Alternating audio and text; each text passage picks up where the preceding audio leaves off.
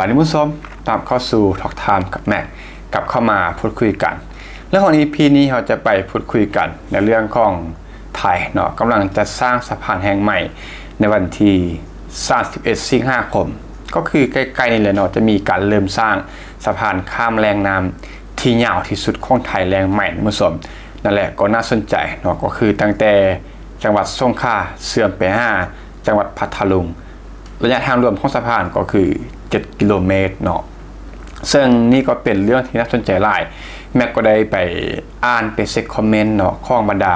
พี่น้องชาวไทยเฉพาะก็คือคนในพื้นที่ได้เข้ามาร่วมกันแสดงความคิดเห็นคอมเมนต์แล้วก็ทุกคนต่างก็บอกเป็นเสียงเดียวกันว่าอยากให้โครงการนี้สำเร็จโดยไวเนาะก็คือทุกคนนั้นตั้งหน้าตั้งตารอก็คือดีใจกับโครงการได้เกิดขึ้นเพราะว่ามันได้สร้างผลประโยชน์ให้กับเศรษฐกิจของไทยในภูมิภาคใกล้เคียงแล้วก็คนในพื้นที่อย่างมหาศาลมุสมเป็นอย่างจริงเป็นเช่นนั้นเราจะไปพูดคุยแล้วก็วิเคราะห์กันซึ่งก็อื่นหมดเอามาเบิ่งภาพรวมเนาะภาพของสะพานดังกล่าวก่อนก็คือนั่นแหละก็คือมีความสวยงามตามการออกแบบซึ่ง7 กิโลเมตรสะพานลอยเนื้อหน้าน้ำนี่ก็คือเป็นระยะที่ไกลพอสมควรเนาะเพราะว่ามันบ่ได้อยู่บนถนนทั่วไป7 กิโลเมตรลอยหน้าน้ำมุสมเขาลองคิดเบิ่งว่าพอเขาขี่เข้าไปในสะพานระยะได้ระยะหนึ่งนะก็คือจะบ่เห็นพื้นดินมันบ่จะบ่เห็นบกบ่เห็นพื้นดินเพราะว่าข้างหน้าจะเป็น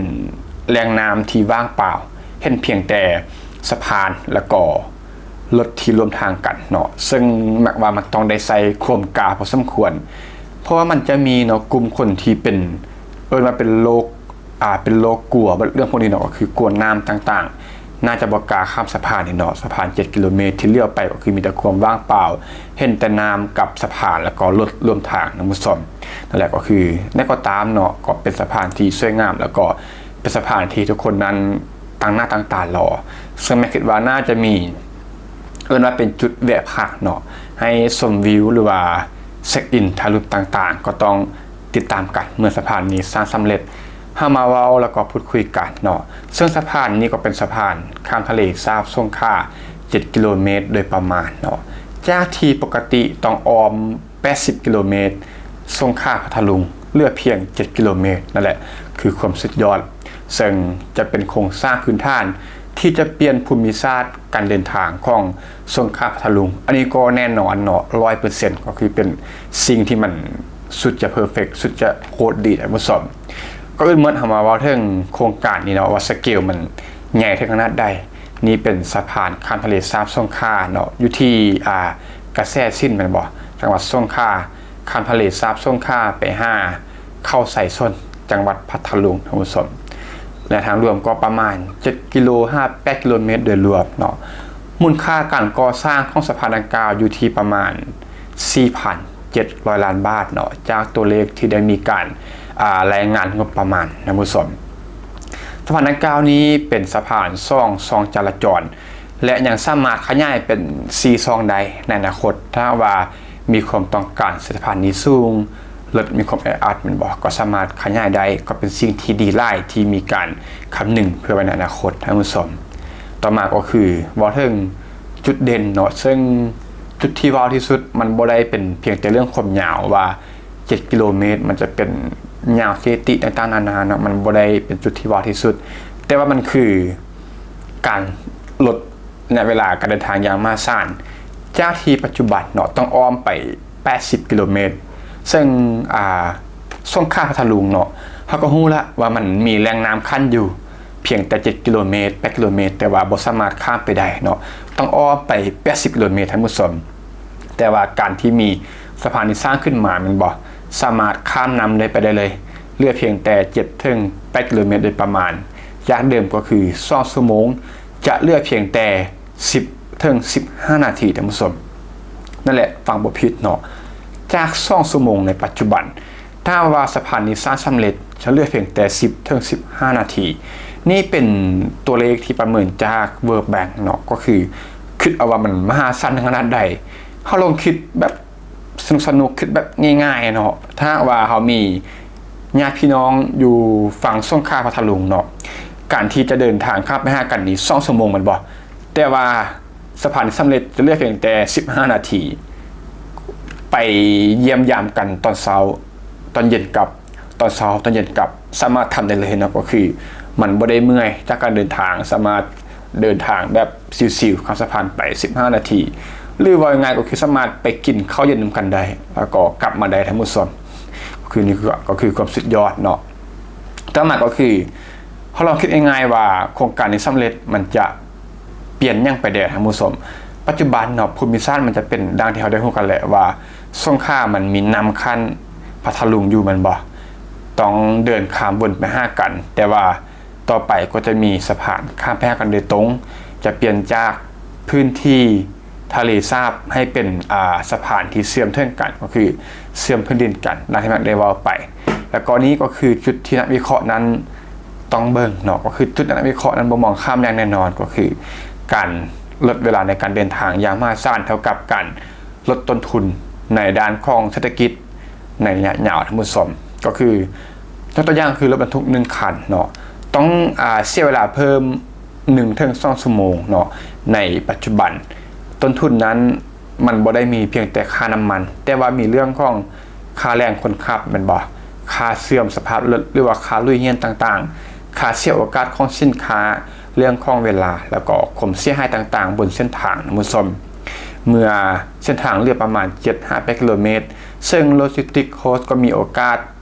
ลดลงอย่างต่อเนื่องเนาะหรือว่าต้นทุนด้านโลจิสติกนะก็คือ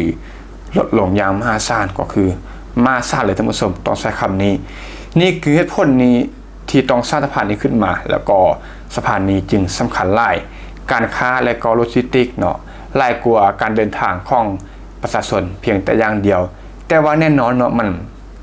ควบคู่กันไปการเดินทางของประชาชนในพื้นที่การท่องเที่ยวแล้วก็เรื่องของเศรษฐกิจการค้าและก็โลจิสติกต่างๆทั้งหมดซึ่งกรมทางหลวงชนบทและก็เวิลด์แบงค์ระบุเอาไว้อย่างชัดเจนว่าโครงการนี้มีเป้าหมายทางด้านการเข้าถึงตลาดการท่องเที่ยวการขนส่งและก็การเชื่อมโยงเศรษฐกิจในพื้นที่เนาะก็แน่นอนอยู่แล้วเช่นว่าสินค้าจากพัทลุงมันบ่ที่ต้องการไปส่งค่าหาดใหญ่ท่าเรือตลาดในตลาดไต้ฝากทางตะวันออกทางผู้ชมต้องเดินทางอ้อมในปัจจุบันเนาะแต่ว่าเมื่อสะพานนี้เปิดเส้นทางจะสั้นลงอย่างมากสั้นนะผู้ชมผลก็คือสินค้านั้นเดินทางได้เร็วยิ่งขึ้นเนาะต้นทุนลดลงอันนี้ก็ปฏิเสธบ่ได้ผู้ประกอบการมีพื้นที่หรือว่ามีช่องในการทำกำไรไล่ขึ้นเนาะแล้วก็ผู้ซื้อก็ได้ซื้อสินค้าในราคาที่ต่ำลงการค้าระหว่างพื้นที่นั้นก็มีโอกาสเติบโตหรือว่าเพิ่มขึ้นทั้งหมดแต่ว่าที่สำคัญบ่น้อยกว่านั้นก็คือสะพานนี้เนาะมันบ่ได้เชื่อมเพียงแต่2 อำเภอหรือว่า2 จังหวัดแต่มันยังเป็นการสร้างเน็ตเวิร์กใหม่ให้กับภาคใต้เช่นตรังเนาะพัทลุงสงขลาและเชื่อมต่อภาคใหญ่ระหว่างอันดามันอ่าวไทยทั้งหมดนี่คือจุดที่ให้โครงการนี้มีความสำคัญในระดับภูมิภาคเลยบ่ได้เป็นเพียงแต่โครงการหรือว่าถนนท้องถิ่นเนาะและสุดท้ายก็คือจุดที่ต้องเว้าถึงเนาะจุดที่น่าจับตาเบิ่งอีกจุดหนึ่งก็คือการท่องเที่ยวแน่นอนเนาะไทยก็คืออำนาจโลกเรื่องของการท่องเที่ยวในเรื่องของการสร้างโครงสร้างท่านใหม่ๆนี้ทุกอย่างก็ต้องเกี่ยวข้องกับการท่องเที่ยวซึ่งก็เป็นอีกผลพลอยได้หนึ่งที่ตามมาเนาะการท่องเที่ยวก็มีผลอย่างแน่นอนท่านผู้ชมซึ่งทะเลสาบสงขลาเนาะบ่ได้เป็นเพียงแต่แหล่งนำทั่วไปแต่ว่าเป็นพื้นที่หนึ่งที่มีธรรมชาติที่สวยงามมันบ่